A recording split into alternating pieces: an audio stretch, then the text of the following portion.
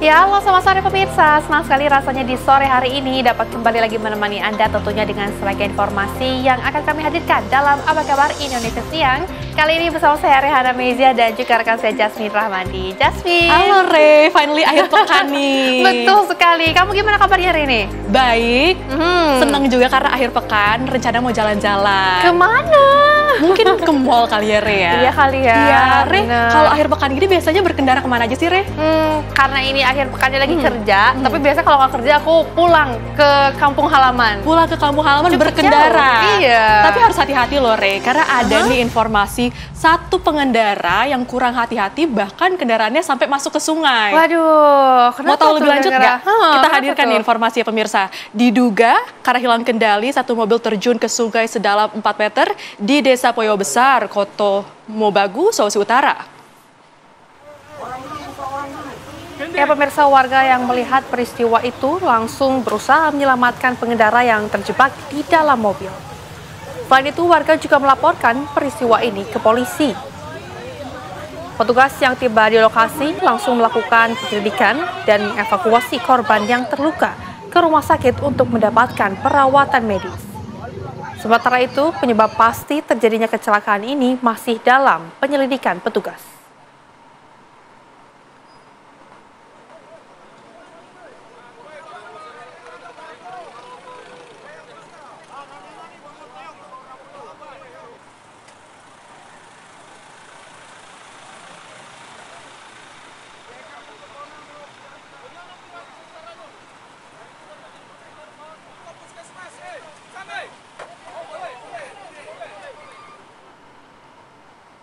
Pemirsa, bus antar kota antar provinsi mengalami kecelakaan lalu lintas di Sampang, Madura, Jawa Timur hingga terperosok ke dalam kubangan drainase jalan. Ya pemirsa, dalam video amatir terlihat puluhan penumpang bus antar kota provinsi panik, termasuk seorang bayi terpaksa dievakuasi melalui atap jendela atau cerobong setelah kendaraan miring akibat terperosok ke dalam drainase usai kecelakaan lalu lintas di Jalan Raya Camplong, Kabupaten Sampang, Madura. Peristiwa berawal saat bus melaju dari arah timur Kabupaten Pamekasan menuju arah barat Surabaya. Sesampai di TKP, bus hendak mendahului kendaraan di depannya, namun pada waktu bersamaan tiba-tiba terdapat kendaraan mobil box melaju dari arah yang berlawanan sehingga bus menghindari tabrakan, namun akhirnya terperosok ke drainase. 34 penumpang selamat dengan 2 orang lainnya terluka hingga harus mendapatkan perawatan medis di puskesmas. Evakuasi penumpang GTHS di SMP Camplong.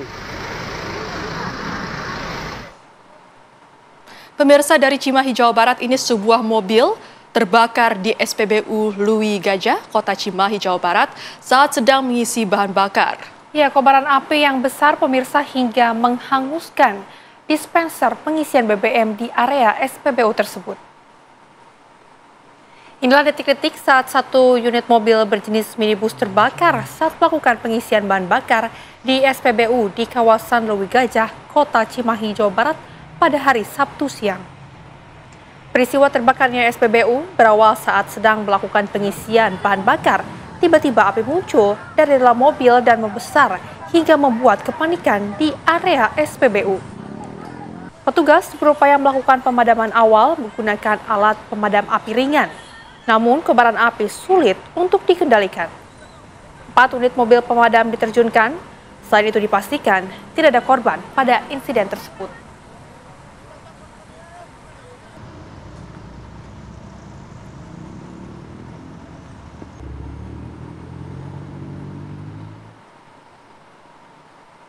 Kami hadirkan informasi lainnya untuk Anda pemirsa, ya, ini adalah mengenai pencurian. Aparat kepolisian Polsek Mekarti Jaya, Banyuasin, Sumatera Selatan menggerebek rumah pelaku pencurian bersenjata tajam.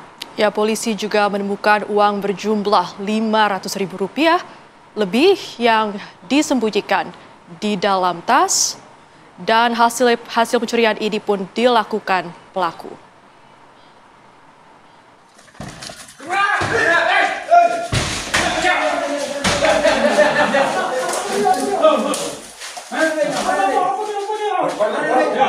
Inilah detik-detik penggerebekan dan penangkapan pelaku pencurian bernama Satria alias Santo, warga Kecamatan Bakarti Jaya, Banyu Asin, Sumatera Selatan.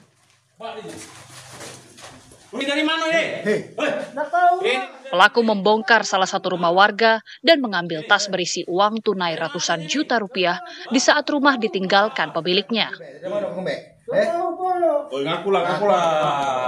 Saat melakukan aksinya, pelaku hanya seorang diri dan sempat dikenali oleh pemilik rumah saat pemilik rumah pulang. Dengan menggunakan senjata tajam jenis celurit, pelaku berusaha kabur membawa uang hasil curiannya. Selanjutnya, warga langsung melaporkan kejadian pencurian tersebut ke polisi. TSK ini memasuki rumah atas nama Haji Tasbih yang beralamat di Kelurahan Bakarti Jaya. Yang bersangkutan ini memasuki rumah pada saat memang keadaan kosong pada waktu itu. Kemudian selama beberapa waktu dia masih memantau, memonitor di dalam rumah. Kemudian dia mencari sebuah tas atau memang ada barang-barang berharga lain.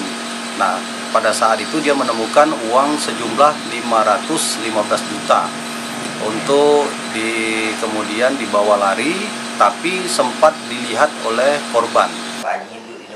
Dari tangan tersangka, polisi mengamankan uang senilai 515 juta rupiah serta satu senjata tajam jenis celurit. Atas perbuatannya, pelaku diancam pasal 363 KUHP dan terancam hukuman 7 tahun penjara. Dari Banyuasin, Sumatera Selatan, Puja Kusuma, TV One mengabarkan. Seorang emak-emak yang mengendarai mobil ini menabrak mobil lain dan penjual tahu di SPBU Judok Bangkalan, Madura. Kecelakaan di area SPBU Judok ini sempat menghebohkan para pengendara yang tengah mengantri mengisi bahan bakar. Sebuah mobil SUV berwarna merah tiba-tiba melaju tak terkendali dan menabrak mobil putih yang berada di depannya serta menghantam shelter pengisian nitrogen.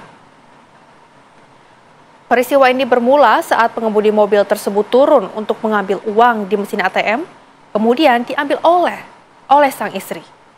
Namun sesaat pengisian BBM selesai, diduga salah menginjak pedal gas hingga menimbulkan insiden tersebut. Beruntung tak ada korban jiwa dalam kejadian ini, meski jumlah fasilitas di SPBU mengalami kerusakan akibat benturan. Meski begitu, insiden ini kemudian diselesaikan secara kekeluargaan antara pihak-pihak yang terlibat dalam kecelakaan.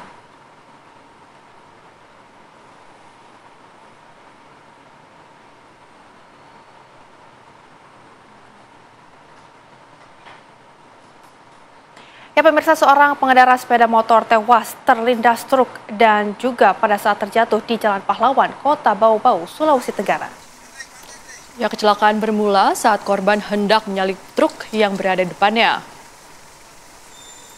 Kemudian muncul kendaraan lain dari arah berlawanan dan membuat korban jatuh tepat di samping truk sehingga korban terlindas roda belakang truk.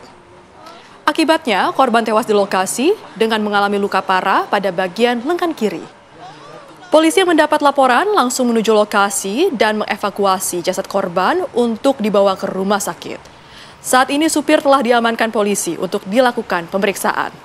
Sementara itu, sepeda motor korban dan truk yang terlibat kecelakaan telah diamankan di markas Satlantas Polres Bau-Bau.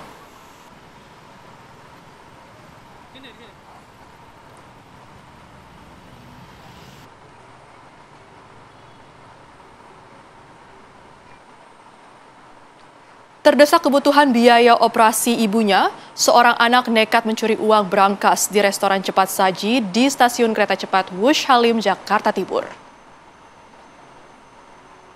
Ya, berkat rekaman CCTV, aksi pencurian berangkas terungkap. Tanpa perlawanan, pelaku ditangkap di kamar kosnya di wilayah Pademangan, Jakarta Utara. Pelaku nekat mencuri setelah terdesak biaya operasi ibunya sebesar 4,3 juta rupiah yang harus diamputasi akibat menderita penyakit gula. Pelaku mengaku tak memiliki untuk biaya operasi setelah dipecat dari restoran. Berbekal kunci cadangan dan nomor kombinasi berangkas, semasa menjabat sebagai supervisor di restoran tersebut, pelaku dengan leluasa masuk dan membuka berangkas berisi uang hasil penjualan restoran. Setelah berhasil dibuka, pelaku mencuri uang sebesar 4,3 juta rupiah, di mana nominal uang tersebut sesuai dengan uang yang dibutuhkan untuk biaya berobat ibu pelaku.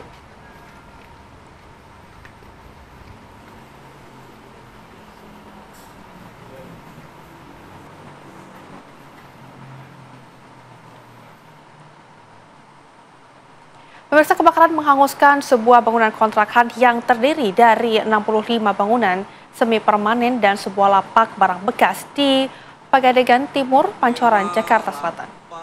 Sama pabrik tahu di daerah Pegadaian pinggir Kali Ciliwung.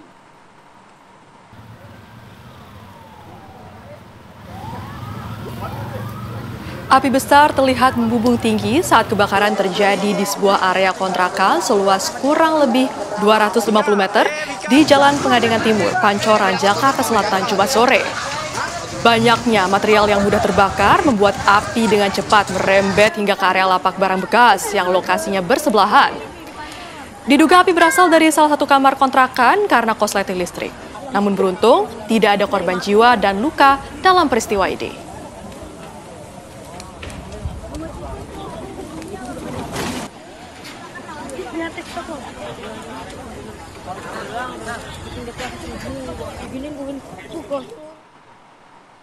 Pemirsa, sehari setelah kebakaran hebat yang melanda ratusan bangunan di Jalan Pegadaian Timur 2, Pancoran, Jakarta Selatan, sejumlah warga kini telah mengungsi di posko pengungsian, sedangkan sebagian lainnya menyortir harta benda yang bisa diselamatkan dari area kebakaran. Ya pemirsa, dan berikut laporan reporter TV One Brilian Syaheran dan juru kamera Ahmad Budiman. Pemirsa, pasca kebakaran hebat yang melanda RT 11 RW 1 di Jalan Pegadaian Timur 2 di Pancoran, Jakarta Selatan, ini dapat dilihat ini hari kedua. Kondisinya seluruh barang-barang, seluruh rumah-rumah yang terdiri dari rumah bangunan semi permanen, kemudian lapak dari besi tua sudah hangus terbakar, dan dapat dilihat ini berdasarkan dari data kelurahan setempat. Ini total luas lahan yang terbakar ini terdiri dari 3 bidang yang seluas 2.100 meter persegi. Dan ini memang kemarin kejadian terjadi sekitar Jumat pada asar sekitar pukul 15.20 waktu Indonesia Barat dan telah berhasil dipadamkan pada pukul 4.20 WIB. Dan untuk memperkaya informasi, saat ini saya akan mengajak Anda untuk berbincang langsung bersama pemilik lapak besi yang ada di sini, Pak Dali, dan juga pemilik kos-kosan 70 pintu, yakni Bu Rati. Selamat siang, Pak Dali, Bu Rati. Ya. Bu, ini kalau kemarin, Bu, ketika proses kebakaran berlangsung, itu tuh Ibu kondisinya sedang ngapain, Bu? Kebetulan deh, ini prosesnya begini. Kebetulan ini dari lantai 2. Kebetulan itu lagi kosong karena lagi berjemaah sembahyang asar. Jadi kosong ya. Nah, di lantai 2 ya di lantai 2. Kalau di lantai bawah kebetulan ibu-ibu. Begitu tidak ada yang tahu. Tahu-tahu sesudah membesar aja tuh api ya. Sudah membesar aja, tidak ada yang tahu. Karena bapak-bapaknya sedang menunaikan ibadah asar ke masjid. Begitu bapak-bapak pulang itu kaget ya. Ada kebakaran, api itu sudah tidak bisa dikendalikan karena tidak ada orang di atas, kosong ya, begitu deh. Kalau dari Ibu Rati sendiri, apa Bu saat itu ketika kebakaran, apa yang bisa diselamatkan, Bu? Ibu tidak ada, yang lainnya yang ibu pakai aja.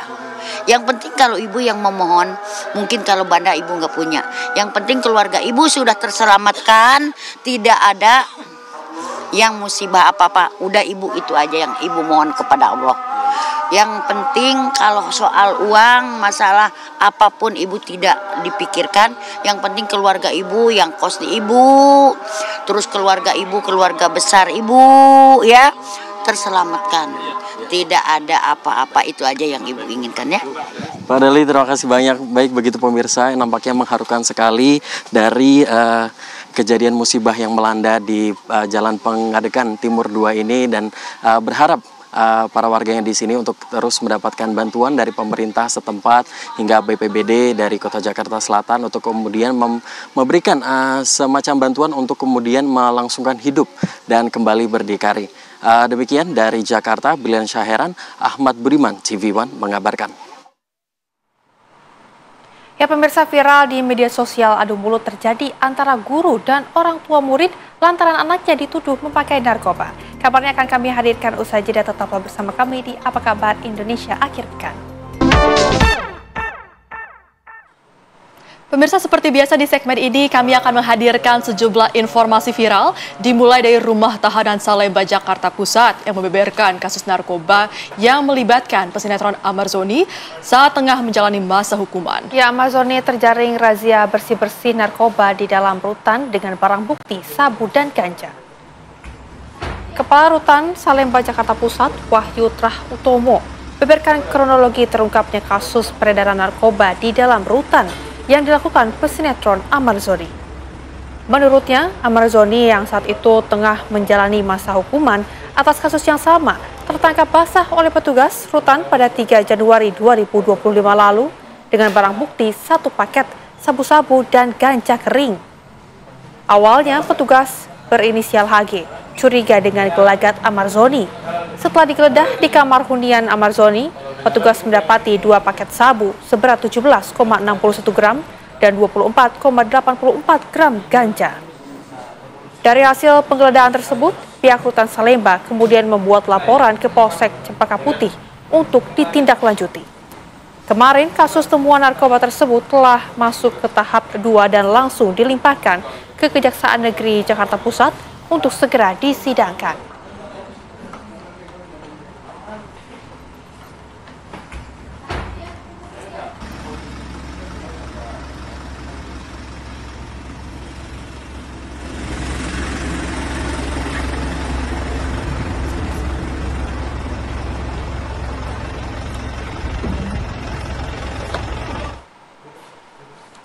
Kita beralih ke informasi viral lainnya untuk Anda pemirsa. Di sore hari ini sebuah pernikahan di Pacitan mendadak viral di media sosial.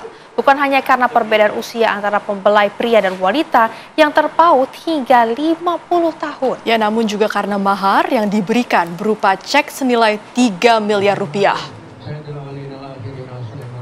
Pernikahan antara Tarman, 74 tahun, dengan Sheila Arika, 24 tahun, menjadi sorotan publik lantaran mahar bernilai fantastis mencapai 3 miliar rupiah.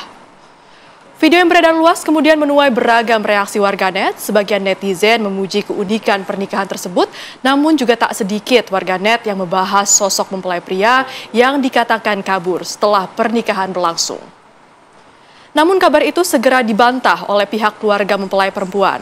Saat dikonfirmasi oleh perangkat desa dan pihak Polsek Bandar, keluarga menjelaskan bahwa pasangan tersebut tengah berbulan madu ke wilayah Ponorogo dan Purwantoro, Wonogiri. Bahkan keluarga menduga keduanya juga pergi untuk mencairkan cek senilai 3 miliar yang dijadikan mahar pernikahan. Ini bersama-sama honeymoon bulan madu di daerah. Pemirsa, berniat kembali ke barak, rombongan TNI Batalion TP848 menggagalkan aksi pencurian 3 unit sepeda motor di Jalan Tol Meruya, Kebonjeruk, Jakarta Barat.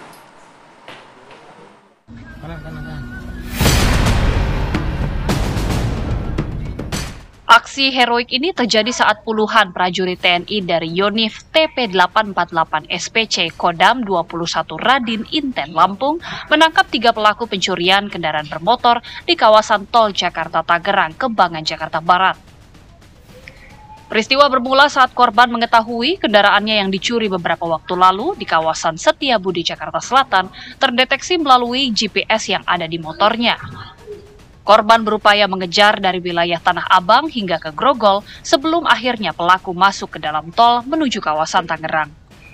Saat aksi kejar-kejaran, korban yang melihat rombongan TNI melintas di jalan tol Jakarta Tangerang berteriak meminta pertolongan kepada anggota TNI tersebut. Satu kompi anggota TNI itu pun berupaya menghentikan mobil pelaku dan mendapati 2 pelaku serta 3 unit sepeda motor hasil curian di dalam mobil box tersebut. Tiket SPK kami mendapat informasi laporan dari layanan pengaduan 110, kemudian anggota unit reskrim menindaklanjuti, di mana di TKP tersebut telah diamankan 2 orang pelaku yang diduga memang sebagai pelaku Ranmor ya, diamankan oleh rombongan atau iring-iringan dari anggota TNI, yang mana anggota TNI tersebut sedang berada atau berkendara juga iring-iringan di dalam tol. Kedua pelaku beserta barang bukti diserahkan ke Polsek Setiabudi, Jakarta Selatan. Dari Jakarta, Arif Budiman Saputra, TV One mengabarkan. Ya, pemirsa, viral di media sosial ini adu mulut yang dilakukan terjadi antara guru dan orang tua murid di salah satu sekolah di Palembang, Sumatera Selatan. Ya, sang ibu geram lantaran anaknya dituduh memakai narkoba. Beginilah video yang viral di media sosial, adu mulut antara orang tua seorang siswa SMKN 7 Kota Palembang, Sumatera Selatan dengan salah satu guru. Keributan bermula saat orang tua siswa diberitahu guru bahwa anaknya mengkonsumsi narkoba, namun kemudian orang tua membawa anaknya untuk tes laboratorium dan mendapati hasilnya negatif. Sang ibu pun tak terima anaknya dituduh memakai narkoba tanpa ada pembuktian yang jelas. Dirinya kemudian melaporkan permasalahan tersebut ke pihak kepolisian. Pasalnya, akibat tuduhan tersebut, sang anak sempat terdampak secara psikis.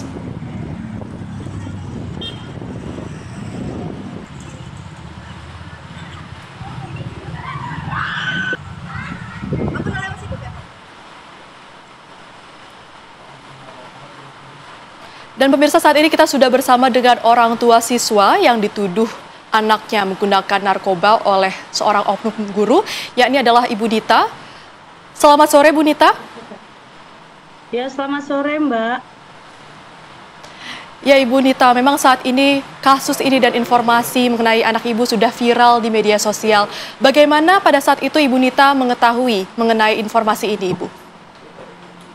Ya, pada di tanggal 26 tersebut saya dipanggil sama pihak sekolah untuk datang ke sekolah. Rupanya pas di tanggal 26 tersebut saya mendengar informasi dari oknum guru tersebut yang menuduh memfitnah anak saya mengkonsumsi narkoba tanpa ada barang buktinya, Bu. Jadi kita selaku orang tua ya marah dan kecewa, makanya terjadilah video yang dimana itu ada keributan. Oke, baik. Bu, ini untuk mengkonfirmasi lagi, jadi yang menuduh menggunakan narkoba ini adalah oknum guru tersebut, begitu, Bu? Benar. Ada beberapa oknum pendidik yang di sekolah tersebut. Oke.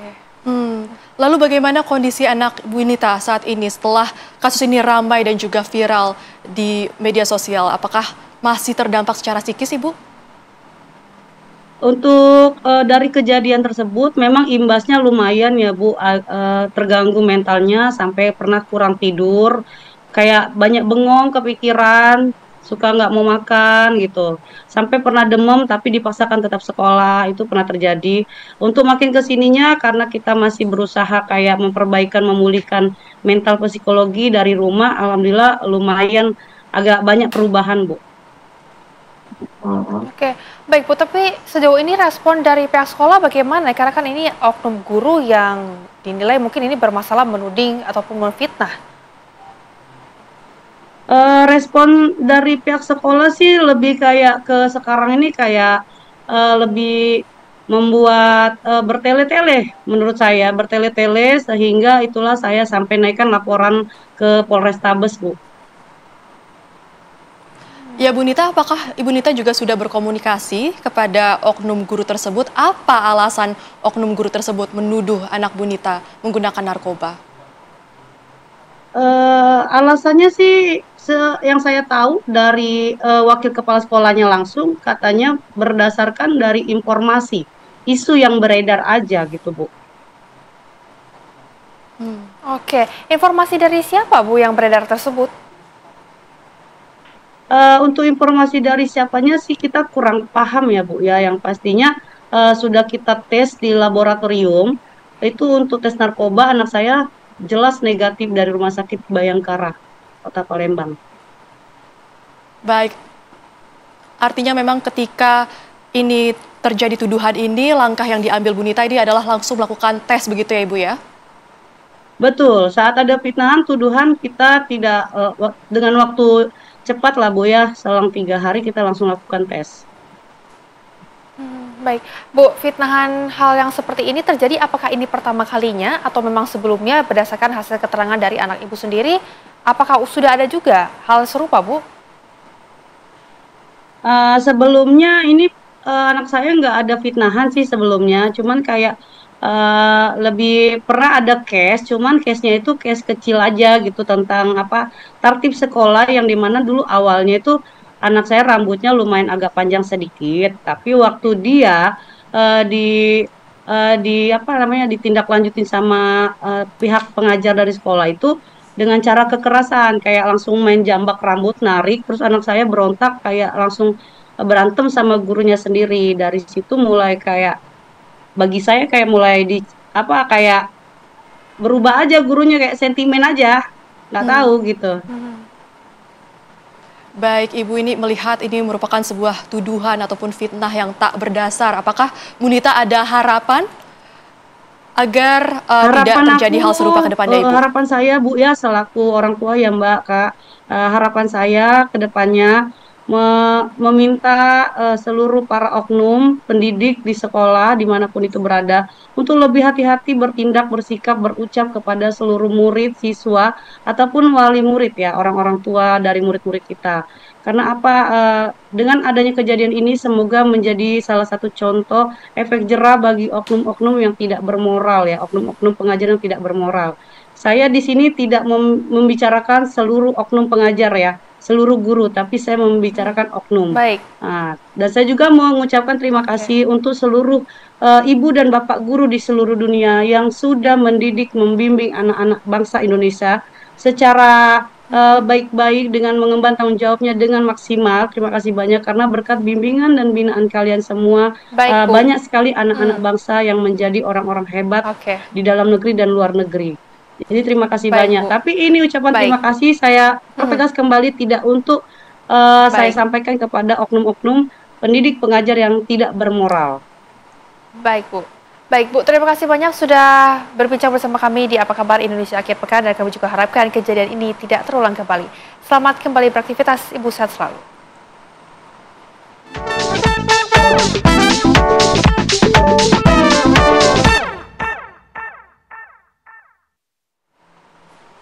Pemirsa Apa Kabar Indonesia Akhir Pekan akan kembali hadir dengan sejumlah informasi menarik lainnya. Tetaplah bersama kami. Anda kembali bersama kami pemirsa, hari kedua Indonesia International Sustainability Forum 2025 ini kembali digelar di JCC Senayan, Jakarta. Ya, berlangsung berbagai diskusi panel yang membahas transisi energi dan investasi berkelanjutan di Indonesia. Ya, hari kedua gelaran Indonesia International Sustainability Forum 2025 dibuka secara resmi oleh Deputi Kementerian Infrastruktur dan Pembangunan Kewilayahan Rahmat Kaimuddin. Terdapat sejumlah diskusi panel yang diselenggarakan mulai dari hilirisasi mineral kritis, pengembangan biofuel dan molekul baru, hingga dekarbonisasi industri untuk mencapai net zero emission di masa depan. Tak ketinggalan, fokus pada pembangunan sumber daya manusia dan penciptaan lapangan kerja di era teknologi dan kecerdasan buatan sebagai upaya mempersiapkan tenaga kerja untuk ekonomi hijau masa depan.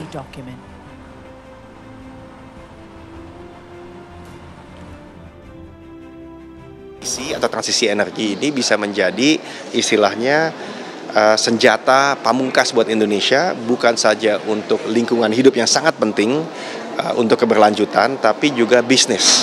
Kenapa? Karena transisi energi artinya mengolah mineral kritis. Transisi energi artinya juga untuk mengembangkan energi baru dan terbarukan. Transisi energi juga artinya memproteksi biodiversitas kita yang dimana ditambah juga dengan mekanisme karbon kredit bisa menjadi suatu andalan. Nah, di sini dibicarakan banyak sekali menteri datang, banyak sekali pembicara internasional, dan ini yang saya selalu bilang mungkin bisa menjadi Davosnya Indonesia dalam bidang keberlanjutan atau sustainability. Pemirsa, lalu bagaimana jalannya penyelenggaraan Indonesia International Sustainability Forum? Kita sudah bergabung dengan rekan Kesia Butar-Butar. Selamat sore, Kesia. Seperti apa berlangsungnya hari kedua dari Indonesia International Sustainability Forum di sana? Kesia, silakan. Selamat sore Jasmine, Rehana dan juga pemirsa. Betul sekali bahwa hari ini merupakan hari kedua serta penutupan Indonesia International Sustainability Forum 2025 di JCC Senayan, Jakarta Pusat. Forum hari ini menghadirkan sejumlah tokoh penting seperti investor, kemudian akademisi dan juga pelaku usaha yang membahas beragam isu penting seperti transisi energi dan juga investasi berkelanjutan di Indonesia. Sejak pagi tadi hingga sore ini masih berlangsung diskusi panel yang membahas beberapa topik seperti hilirisasi mineral kritis, pengembangan biofuel dan molekul baru, hingga dekarbonisasi industri menuju target net zero emission di masa depan. Tak hanya itu, Jasmine, Rehana dan juga pemirsa, bahwa forum ini juga menyoroti pentingnya pendanaan hijau dan investasi tahan iklim, serta strategi memperkuat sektor usaha berkelanjutan agar ekonomi nasional tetap tumbuh selaras dengan tujuan keberlanjutan lingkungan. Sejumlah tokoh penting juga turut hadir dalam diskusi hari ini. Selain menyoroti kebijakan pemerintah, forum ini juga menekankan pentingnya peran dunia usaha dalam memastikan komitmen berkelanjutan untuk diwujudkan di lapangan. Saat ini saya sudah bersama dengan Wakil Ketua Umum Bidang Usaha dan Tata Kelola Berkelanjutan Kadin Indonesia, Ibu Elim Sritaba. Selamat sore, Ibu. Selamat sore. Ibu, ini setelah 2 hari forum ini berlangsung, seperti apa tindak lanjut konkret dari dunia usaha terutama Kadin untuk memastikan komitmen berkelanjutan tidak berhenti di forum ini saja? Iya, 2 hari ini Indonesia International Sustainability Forum sudah berjalan dengan lancar. Ada 16 MOU signing antara beberapa pelaku usaha dengan partnernya, dan tentunya tindak lanjutnya kita akan melakukan follow up, karena di Kadin sendiri di bawah sustainability itu ada 3 platform utama. Yang pertama Net Zero Hub, yang berbicara mengenai dekarbonisasi. Yang kedua adalah Regenerative Forest Business Hub, itu untuk bagaimana multi usaha kehutanan bisa didorong untuk implementasinya. Yang ketiga adalah Carbon Center of Excellence, yang juga bagaimana kita juga mendorong carbon market bisa menjadi satu enabler dalam percepatan ekonomi hijau di Indonesia. Nah, tentunya MOU ini akan kita petakan berdasarkan 3 platform besar, dan kita akan melakukan follow up, terutama bagaimana progresnya kita bisa lihat lagi tahun depan. Untuk seberapa penting sinergi antara dunia usaha dan pemerintah dalam mempercepat implementasi kebijakan green economy yang dibahas selama ISF hari ini? Ya, untuk melakukan percepatan khususnya bisnis hijau di Indonesia ini tentunya antara pelaku usaha dan pemerintah itu sinerginya harus sangat baik, dan bagaimana regulasi itu sendiri dapat mendukung perjalannya atau memberikan insentif untuk pelaku usaha untuk melakukan upaya-upaya energi atau industri hijau di masing-masing sektornya. Dan Kadin berperan untuk tentunya bisa kedua pihak, bagaimana pemerintah juga bisa mendengar suara-suara dari pelaku usaha agar bisnis hijau ini atau industri hijau ini bisa berjalan dengan lancar. Kalau untuk tantangan terbesar yang selama ini dihadapi dunia usaha dalam menjalankan target dekarbonisasi, sebelumnya untuk hari ini kan banyak membahas tentang dekarbonisasi dan bagaimana Kadin membantu mengatasinya. Ya, kemarin juga diterbitkan buku Indonesia Transition Factbook 2025, itu adalah laporan dari Bloomberg NAF untuk diberikan kepada Kadin, di mana laporan tersebut sebenarnya memperlihatkan tantangan-tantangan tantangan dan peluang kalau saya bilang, karena sebagai contoh di situ laporannya menyatakan bahwa Indonesia dalam memenuhi net zero komitmennya di 2050 membutuhkan investasi sebesar 3,8 triliun US dollar. Jadi itu angka yang cukup fantastik untuk, berarti tantangannya adalah investasi. Bagaimana kita bisa mendapatkan financing dari beberapa tentunya financial institution. Nah, ini salah satu tantangan, namun menjadi peluang juga. Kalau kita lihat di 2005 semester pertama itu sudah terjadi investasi yang related dengan energi terbarukan sekitar 1,5 miliar dolar. Mungkin kita lihat bandingkan antara 1,5 miliar dolar dan 3,8 triliun US dollar itu masih jauh. Namun kalau dibandingkan dari 2024 itu sudah 3 kali. Berarti sudah bergulir. Nah, bagaimana kita menuju 2050 ini? Ya, tentunya kita melihat lagi selain financing juga teknologi. Jadi pilihan-pilihan tepat yang diskusi di ISF ini diharapkan memang pilihan-pilihan itu semakin kelihatan. Kita harapkan semua teknologi bisa datang dan business matching bisa terjadi. Terima kasih atas waktunya selaku Wakil Ketua Umum Bidang Usaha dan Tata Kelola Berlanjutan Kadin Indonesia. Forum ini diharapkan dapat menjadi wadah kolaborasi antara pemerintah, pelaku usaha, dan juga investor untuk mempercepat transisi menuju ekonomi hijau di Indonesia. Sementara demikian, Jasmine kembali ke studio. Baik, terima kasih Kesia putar-putar atas laporan Anda langsung dari lokasi. Selamat kembali bertugas. Pemirsa, salah satu korban robohnya Pondok Pesantren Al-Hozidi ini merupakan cucu dari Arifatul Hoiri Fauzi, Menteri Pemberdayaan Perempuan dan Perlindungan Anak. Kabarnya saat lagi, tetaplah bersama kami di Apa Kabar Indonesia Akhir Pekan. Anda kembali bersama kami pemirsa di Apa Kabar Indonesia Akhir Pekan. Tim DVI Polda Jawa Timur berhasil kembali identifikasi korban tragedi robohnya Pondok Pesantren Al-Hozidi Buduran, Sidoarjo. 2 jenazah utuh dan 1 body part berhasil dicocokkan melalui DNA. 2 jenazah yang berhasil teridentifikasi adalah Muhammad Alvin Mutawakilallah dan Muhammad Iqlil Ibrahim Al-Akil. Sementara 1 kantong jenazah yang merupakan body part merupakan milik Muhammad Haikal Ridwan yang sebelumnya teridentifikasi pada Rabu lalu. Dan kini tersisa 14 kantong jenazah yang masih menunggu pencocokan data dan 4 diantaranya adalah body part.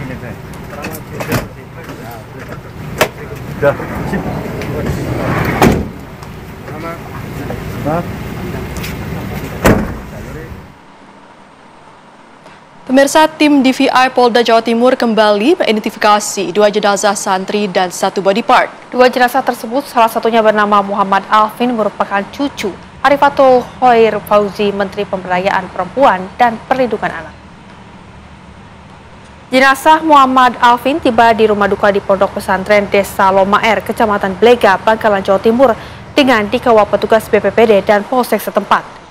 Usai disolatkan di masjid, almarhum dimakamkan di pemakaman keluarga di area pesantren dan diantar ribuan santri dan warga dengan lantunan zikir.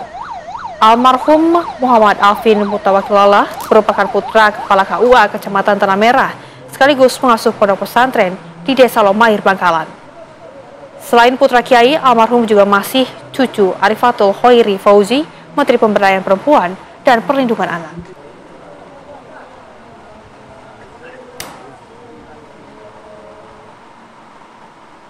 Dan tentunya pemirsa, usai jeda Apa Kabar Indonesia Akhir Pekan akan kembali menemani Anda. Tetaplah bersama kami sesaat lagi.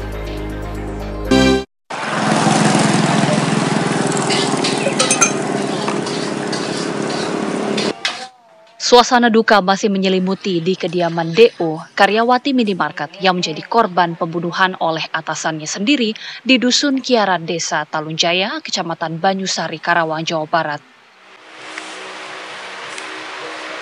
Yayah, ibu korban, masih tidak percaya putri keduanya itu meninggal dengan tragis. Kesedihan semakin bertambah saat mengetahui DO dibunuh oleh atasannya sendiri, HS. Bahkan putri kesayangannya itu sampai diruda paksa oleh pelaku. Padahal selama hampir 2 tahun korban bekerja, keluarga sudah mengenal rekan-rekan sekerja korban, termasuk juga mengenal pelaku. Nggak curiga sama rekan-rekan kerjanya sama sekali, nggak punya curiga ke sana. Soalnya kan almarhum bilang rekan kerjanya baik-baik, gitu kan. Itu aja, nggak ada sama sekali, nggak ada yang mencurigakan lah dari rekan-rekan kerjanya, nggak ada gitu. Sebelumnya DO ditemukan tewas di Sungai Citarum di Desa Curug, Kecamatan Klari, Karawang, Jawa Barat. Dari Karawang, Jawa Barat, Agung Prasetyo, TV One mengabarkan.